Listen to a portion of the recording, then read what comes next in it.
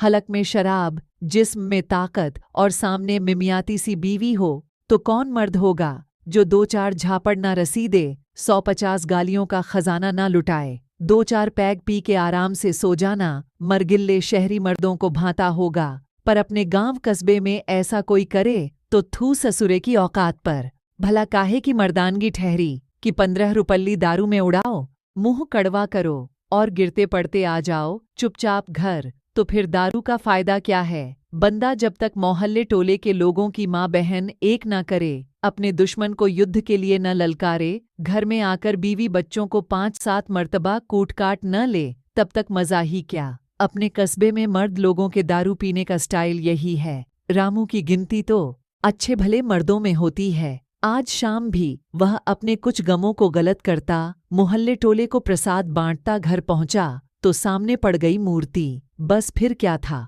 दनादन हाथ चले, लात चलीं, गालियां चलीं, यानी जितनी भी चीजें मर्दानगी के लिए जरूरी थीं वे सभी चलीं। उसी अनुपात में मूर्ति की सिसकियां चलीं। बढ़ते बढ़ते वे चीख पुकार में बदल गईं। जब मूर्ति की चीखों की आवाज़ों के आगे रामू की गालियों की आवाज़ दबने लगी तो मर्दों का माथा जो था वह ठनक गया। थोड़ी देर ठनका, फिर खास हिंदुस्तानी स्टाइल में उन्होंने हमें क्या मतलब का नारा लगाया और बैठ गए। पर मूर्ति की चीखों का बाढ़ का पानी उन्हें कुछ ज्यादा ही भिगोने लगा। सो कुछ तो इस पानी से खुद को गीला हो जाने की मजबूरी के कारण और कुछ बाढ़ के स्रोत को जानने की इच्छा से और कुछ बैठे ठाले तमाशे के लिए रामू के घर में प्रवेश कर गए। मर्द लोग घर में समा गए, महिलाओं ने खिड़की दरवाजे खोल लिए, भीड़ का रेला घर में घुसा। सब थे, नन्नू काका, बिल्ले सुर चाचा, विनोद भैया, सब के सब। भीड़ के मुंह से क्या हुआ का संवेद स्वर वातावरण में गूंजा तो रामू के हाथों को ब्रेक लग गए, मगर गालियों का साभिन्य प्रसारण चलता रहा। गालियों के बीच से ही जो बात निकली उसका आशय यह था कि वह यानी रामू सुबह का थका हारा शाम को जरा सा कड़वा पानी क्या पी आया कि मूर्ति उबलने लगी। साली औरत जात की यह मजाल कि मर्द के मुंह लगे, सो धर दिए 2-4 हाथ। बस यही जरा सा लफड़ा है। मर्द इस बात पर कतई सहमत थे। वाकई औरतों को मर्दों के मुंह नहीं लगना चाहिए। कुछ ने मन ही मन रामू की बहादुरी की प्रशंसा भी की। कुछ ने घर जाने के बाद यह प्रतिक्रिया अपनी पत्नियों को दिखाने की भावी रणनीति पर भी विचार किया। बाकी सब कुछ तो ठीक था। ऐसा तो मोहल्ले टोले में चलता ही रहता है, पर ये मूर्ति इतना काहे चीख चिल्ला रही है।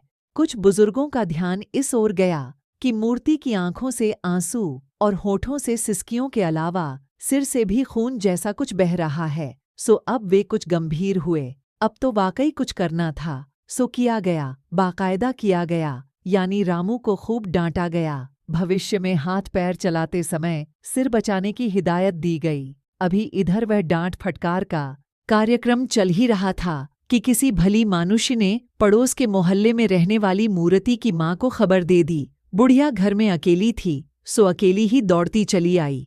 पीछे पीछे उसकी पड़ोसिनें भी लग लीं। अब कहानी में थोड़ा रोमांच पैदा हो गया। मर्द थोड़ा कम हो चले। डिपार्टमेंट औरतों का था, सो मर्दों की खाली जगह औरतों ने भरनी शुरू कर दी। बुढ़िया ने आते ही रामू को धर लिया। गालियों के समुंदर में ज्वार आ गया। रामू पूरा भीग गया। बुढ़िया गालियां देती रही। रामू सिर झुकाकर सुनता रहा। मूर्ति का खून भी बदस्तूर बहता रहा। वो तो भला हो पड़ोसिन का कि उसने देख लिया। उसने पड़ोसी धर्म का निर्वाह करते हुए बुढ़िया को इशारा कर दिया। बस बुढ़िया माथे पर हाथ मारकर धम्म से बैठ गई और कुछ यूं बुदबुदाई, हाय, राक्षस ने मेरी फूल सी बेटी को मार डाला।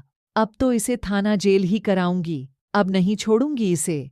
पुलिस का नाम सुनते ही बचे खुचे मर्द भी पीछे हो गए। औरतों ने इंदिरा गांधी का राज देखा था, वे डटी रहीं। आगे के दृश्य में सिर्फ इतना जुड़ा, मूर्ति को लेकर खिचड़ती सी बुढ़िया आगे आगे और पीछे औरतों की भीड़। सबके पास कुछ न कुछ था। बुढ़िया के मुंह में गालियां थीं, मूर्ति के मुंह में कराहट के साथ साथ सिर से बहता खून था, और औरतों के पास थीं काना फूसियां और अब क्या होगा कैसे कुछ शाश्वत किस्म के सवाल। थाने के दरवाजे तक आते आते भले भर की महिलाएं तो पतली गली से खिसक लीं। अब बस कुछ एक दमदार महिलाएं और पुल्लिंग के नाम पर महज मूर्ति का खिजलाया मरियल कुत्ता भर बचा। बुढ़िया थाने के गेट पर आकर थोड़ा ठिठकी। मूर्ति ने रोने के कार्यक्रम की जगह सिसकने के अभियान पर जोर देना शुरू किया और साथ ही साथ उसने अपने पैरों में रिवर्स गियर लगाना शुरू कर दिया। पर बुढ़िया को उसका युद्ध क्षेत्र से पलायन का प्रयास पसंद नहीं आया, सो बुढ़िया के पीछे लगभग घिसटती हुई मूर्ति को भी आना पड़ा। इन दोनों के पीछे थे हाय राम अब क्या होगा का उवाच करते हुए 10-12 नारी शरीर। बुढ़िया ने गेट के बाहर खड़े होकर अंदर के दृश्य का जायजा लिया।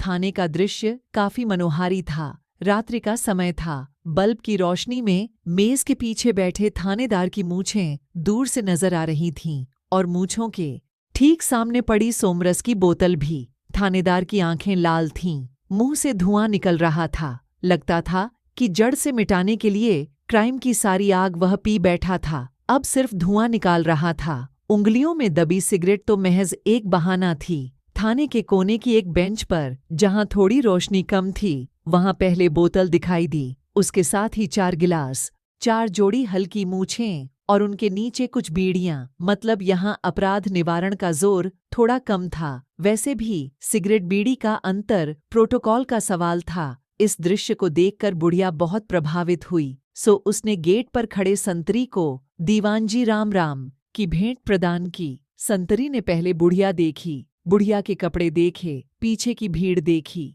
इस निरीक्षण से निपटने के बाद उसने पहला काम सवाल दागने का किया। ए बुढ़िया, कहाँ घुसी जा रही है? अपने बाप का घर समझ रखा है क्या? पता नहीं है ये थाना है? और शोर क्यों मचा रही है? साहब का मूड पहले ही खराब है, चल पीछे हट। संतरी के गुड़ से मीठे वचन सुनकर बुढ़िया ने बाकायदा और जोर से रोना चिल्लाना शुरू कर दिया। जल्दी ही बुढ़िया का मकसद पूरा हो गया। अंदर आवाज पहुंच भी गई और बदले में आवाज बाहर भी आ गई। अबे ओ रामकिशन, देख हरामजादे, कैसा शोर मच रहा है, साले आराम से काम भी नहीं करने देते। इसी के साथ ही कुछ भारी भरकम आवाजें और आईं, जिनका मूल उद्देश्य भीड़ की माँ बहनों से जुड़कर जातिगत सद्भाव कायम करने का था। संतरी बुढ़िया की चीख पुकार के बीच सुने मतलब के शब्दों को जाकर दरोगा जी को बता आया। दरोगा जी ने बचा खुचा काम भी पूरा कर लिया और खाली बोतल को मेज के नीचे रख दिया। इसके बाद संतरी को आंख के इशारे से उन लोगों को अंदर भेजने के लिए कहा। फिर क्या था, अब तो बुढ़िया में हिम्मत आ गई, सो वह मूर्ति को घसीटते हुए सीधी दरोगा जी के दरबार में हाजिर हुई। अंदर जाकर उसने दरोगा जी को बता दिया कि उसे अपने दामाद के खिलाफ रपट लिखानी है, जो उसकी बेटी को रोज मारता है। 2-4 थप्पड़ होते तो कोई बात नहीं थी, मगर आज तो उसने उसका सिर ही खिला दिया है। दरोगा जी ने उसकी पूरी बात ध्यान से सुनी। उसके बाद पहले बुढ़िया का परीक्षण किया, फिर मूर्ति का। मूर्ति में उन्हें काफी संभावनाएं नजर आईं। साथ ही माथे पर लगी चोट और उससे बहता खून भी दिख गया। बहते खून को देखकर उनकी संवेदना भी बहने का अभ्यास करने लगी। उनका फर्ज गर्म होकर चिल्लाया, साली बुढ़िया, इसकी पट्टी क्या तेरा बाप कराएगा? ले आते हैं हाथ पैर तोड़कर, जैसे सरकार ने इनकी मरहम पट्टी कराने का ठेका ले रखा है। ए दीवान जी, पकड़ो इस बुढ़िया को, इसके पास पैसे होंगे। बुढ़िया को शायद पुलिस से ऐसे ऊंचे किस्म के स्वागत सत्कार की आशा नहीं थी, सो वह पीछे हटी। मगर दीवान जी को तो अपनी ड्यूटी पूरी करनी थी। उन्होंने बुढ़िया के हाथ से पैसों का रूमाल छीनने की कोशिश की। बुढ़िया ने काफी शोर शराबा किया, पिलपिले स्वर में बार बार रिकॉर्ड बजाया कि रूमाल में 70-80 रुपये हैं, पट्टी तो 10 रुपये में हो जाएगी, वगैरह वगैरह। लेकिन दीवान जी पुलिस की पुरानी नौकरी में थे, ऐसे मसले देखना उनकी रोज की आदत में शुमार था। सो वे दोनों हाथ प्रयोग में लाए। एक हाथ से बुढ़िया का रूमाल छीना, दूसरे हाथ से रुपयों की रसीद उसके मुंह पर लगा दी। इसके बाद उनके शरीर के बाकी अंग, विशेष रूप से पैर, सक्रिय हो गए और ऐन दरोगा की सीट के पास जाकर रुके। दरोगा के मुंह से बोल फूटे, कितने हैं हुजूर? 70। शायद दीवान जी की जुबान लड़खड़ा गई थी, क्योंकि उन्होंने कुछ देर पहले पूरे 80 गिने थे। ठीक है, एक हाफ ले आ, अरिस्टोक्रेट का, और थोड़ा नमकीन भी। इन सालों के चक्कर में सारी उतर गई, दरोगा जी उवाचे। इसके बाद दीवान जी फिर गेट की ओर जाते दिखाई दिए। बुढ़िया अब फिर चीखने चिल्लाने लगी, हुजूर, पैसे तो ले लिए, अब तो इसकी पट्टी कराइए। और उस रामू के बच्चे को तो जेल में बंद कराइए। दरोगा जी को कानून के काम में दखल देने वाले लोग कभी पसंद नहीं रहे, सो उनकी आवाज में कानून चीख पड़ा, हरामजादी, 70 रुपये में दामाद को जेल कराएगी? फिर थोड़ा सांस लेने को रुके।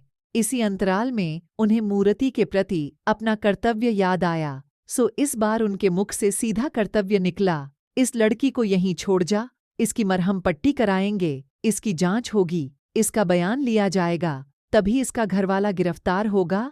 जा, अब और सुबह से पहले यहाँ दिखाई मत दियो, वरना टांग तोड़ दूंगा। बुढ़िया को सांप सूंघने की कहावत चरितार्थ करने का मौका मिल गया। कहावत के चरितार्थ होने के बाद ही वह चीखी, नहीं हुजूर, माई बाप, हम पट्टी अपने आप करा लेंगे, हमें अब जाने दीजिए। ऐसा भला कौन सा दरोगा होगा जो अपने कर्तव्य की राह में रोड़े अटकने दे। सो वे कड़क कर बोले, क्यों, अब नहीं लिखानी रपट, अब नहीं कराना अपने दामाद को अंदर? खेल समझ रखा है कानून को? तेरे कहने पर जिसे चाहे अंदर कर दूं, जिसे चाहे बाहर। अब ये औरत तो सुबह जांच पूरी होने के बाद ही वापस जाएगी, समझी? चल भाग यहाँ से, कानून को अपना काम करने दे। दरोगा के कर्तव्य से भीगे वचन सुनकर बुढ़िया रोने लगी। सिर का खून मूर्ति की आंखों में भी उतर आया। बुढ़िया के साथ की औरतें भी खुसुर पुसुर करने लगीं। एक दमदार सी औरत इस पर दरोगा से चिरौरी करने लगी, हुजूर, हमसे गलती हो गई, हम अब कभी थाने नहीं आएंगे, अब इस बुढ़िया को माफ कर दीजिए और मूर्ति को छोड़ दीजिए। एक और की जुबान खुली, ऐसा किस कानून में लिखा है कि जो रपट लिखाने आए उसे ही रोक लें? हुजूर, ये औरत है, अगर रात भर ये थाने में रही तो इसकी इज्जत क्या रहेगी? थानेदार ने उस औरत को कानून की पैनी नजरों से देखा, फिर अपने फर्ज की कैंची से उसकी बात बीच में ही काट दी। बोला, सरपंचनी की बच्ची हमें कानून सिखाती है। अबे ओए रामदीन, पकड़ ले इस साली कानून वाली को भी। वैसे भी इस केस में गवाही की जरूरत पड़ेगी, इसका भी बयान साथ ही ले लेंगे। रामदीन के आगे बढ़ते ही औरत के कानून को पंख लग गए। बाद के दृश्य में वह आगे आगे और पीछे पीछे भागता संतरी दिखाई दिया। संतरी के पीछे बाकी औरतें भी कानून के पंजे से निकल गईं। अब बुढ़िया अकेली रह गई। आगे के दृश्य में बुढ़िया ने थानेदार के पैर पकड़ लिए। थानेदार को पैंट की क्रीज बिगड़ने का खतरा लगा, सो उसने बुढ़िया को 2 लात जमाकर पैंट के खाकीपन की लाज रख ली। थानेदार जी को अकेले कर्तव्य पालन करते देख संतरी को अपने हिस्से का फर्ज याद आ गया, सो वह बुढ़िया को धकियाते हुए गेट के बाहर तक छोड़ आया। दरोगाजी का बचा काम अब शुरू होने वाला था। उसकी मेज पर एरिस्टोक्रेट का अद्दा लग चुका था, सो उन्होंने हाफ और 4 अंडे की भुजियां निबटाई। उसकी पावती के रूप में डकार देने के बाद वह अंदर कमरे की ओर बढ़ गए।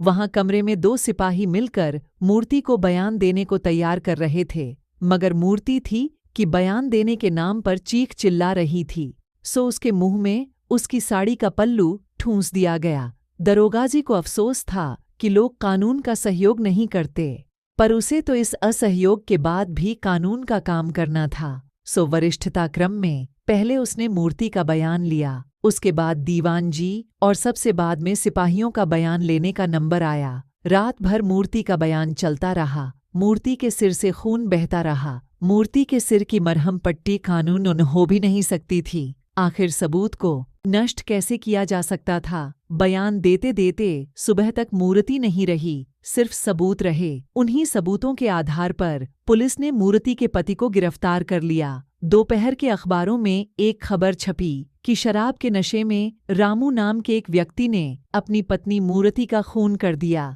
पति घटनास्थल से ही गिरफ्तार। बाकी खबर में पुलिस की कार्यकुशलता की तारीफ छपी थी। आखिर पुलिस ने इतने कम समय में इतनी मेहनत से कातिल को पकड़ जो लिया था। इस बार कानून के घर में न देर थी न अंधेर।